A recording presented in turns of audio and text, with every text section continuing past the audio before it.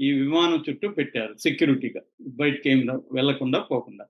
అలాగే దీంట్లో crew captain Fred, captain Mike, తర్వాత ఒక 6 మంది టెక్నీషియన్‌లు ఆహ్, వీళ్ళందరికి కూడా ఒక ఇంటర్నేషనల్ స్థాయి అకామిడేషను, వెస్టర్న్ స్టైల్ ఫుడ్డు అవన్నీ గూడా ఎయిర్‌పోర్ట్‌లోనే కల్పించారనమాట వీళ్ళకి. సో, ఇప్పుడు మామూలుగా అయితే ఫ్యూయల్ అయిపోతే ఇండియా ఫ్యూయల్ గూడా నింపింది. మరుసటి రోజు ఎళ్ళిపోవాలిది. కానీ ఎళ్ళిపోలేదు. ఎళ్ళిపోకపోవడానికి కారణం ఏంటంటే, వీళ్ళు తర్వాత రోజొచ్చి దీన్ని మొత్తం పరిశీలిస్తారు. మామూలుగా అక్కడ గ్రౌండ్ స్టాఫ్‌నంతా గూడా ఇచ్చారు. వాళ్ళొచ్చి చూస్తే దీంట్లో హైడ్రాలిక్ సిస్టమ్ ఫెయిల్యూర్ కనిపించింది. సో, హైడ్రాలిక్ సిస్టమ్ ఫెయిల్యూర్ ఉన్నప్పుడు దీన్ని గాల్లోకి తీసుకెళ్ళి మళ్ళీ షిప్ మీదకి తీసుకెళ్ళడం కష్టమవుతుంది. అందువల్ల ఇక్కడే రిపేర్ చేయాల. దాంతో ఏమైందంటే వీళ్ళ ఆహ్, రాయల్ నేవీ మెర్లిక్ హెలికాప్టర్ ఒకటి మిలిటరీ డిఫెన్స్ హెలికాప్టర్ వచ్చింది. ఇక్కడున్న పైలట్‌ని రిలీవ్ చేసి ఈయన అలసిపోయాడు కాబట్టి ఈ పైలట్‌ని రిలీవ్ చేసి కొత్త పైలట్‌ని తీసుకొచ్చారు. అట్లాగే రిపేర్ టీమ్‌ని తీసుకొచ్చారు. కానీ రిపేర్ టీము ఇప్పటివరకు రిపేర్ చేయలేకపోతుంది. ఎందుకంటే హైడ్రాలిక్ సిస్టమ్ ఫెయిల్ అవ్వడం అనేది ఆహ్, ఆహ్, చాలా ఇబ్బందిగా ఉంది. ముఖ్యంగా control surface, ground handling, landing gear failure, lift systems ఇవన్నీ కూడా ఫెయిల్ అవుతాయి. హైడ్రాలిక్ సిస్టమ్ ఫెయిల్ అయితే అన్నమాట. ఇవన్నీ చేయాల్సి ఉంది. ఎందుకంటే ఈ విమానం స్పెషల్ ఏందంటే స్టెల్త్ విమానం అంటారు దీన్ని. స్టెల్త్ అంటే దీన్ని రా రాడార్ డిఫెన్స్ సిస్టమ్స్ పసిగట్టలేవన్నమాట. రాడార్ పసిగట్టలేదు.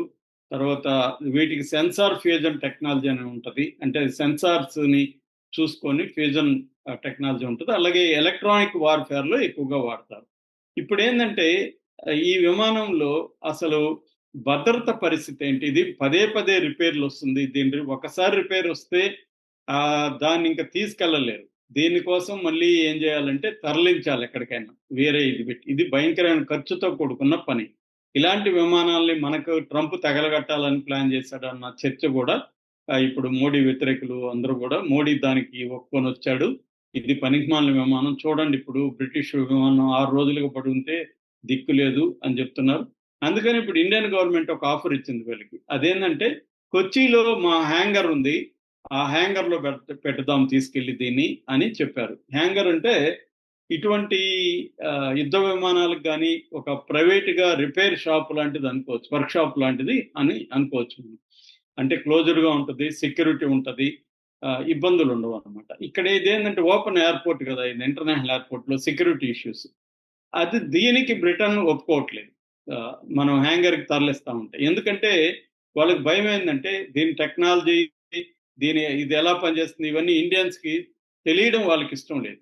వాళ్ళు ఆహ్, ఇవన్నీ చెప్పదలుచుకోలేదు ఇందాక. ఎందుకంటే అటువంటి ఒప్పందం ఏది ఇండియాకి, బ్రిటన్ మధ్య లేదు కాబట్టి ఎఫ్-35 విమానాలను కొంటేనే ఆ టెక్నాలజీ గూడా వాళ్ళు మనకు అందిస్తారు. టెక్నీషియన్‌లు గూడా పంపిస్తారు తప్ప, మనం కొనట్లేదు ఇవి బ్రిటన్ దగ్గర. మనం అమెరికా దగ్గర కొంటామని ఒప్పందం చేసుకున్నాడు మోడీ. కాబట్టి ఈ టెక్నాలజీ వీళ్ళకి ఎక్కడ తెలిసిపోతుందని వీళ్ళు అలో జేయడానికి ఒప్పుకోవట్లేదు.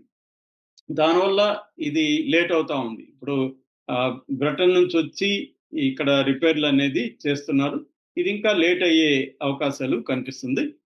ఈ సందర్భంగా ఇంకోటి కూడా చెప్పుకోవాల్సిందేందంటే, ఇజ్రాయెలు ఇరాన్ మీద కూడా ఈ ఎఫ్-35 విమానాలతో బాంబింగ్ అనేది గత కొంతకాలంగా 13 నుంచి చేస్తుందనమాట.